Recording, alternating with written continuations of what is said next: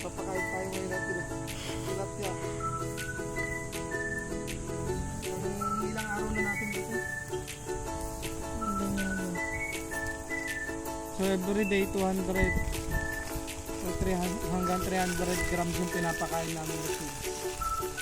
So wala pang 1 week. Napakain nila. Ganito yung fish namin, no?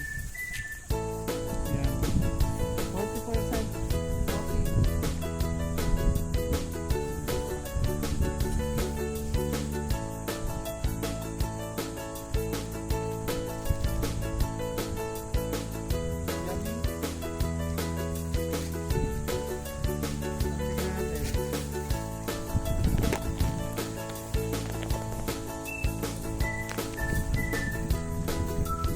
Sila kadami nila oh, gumagalaw.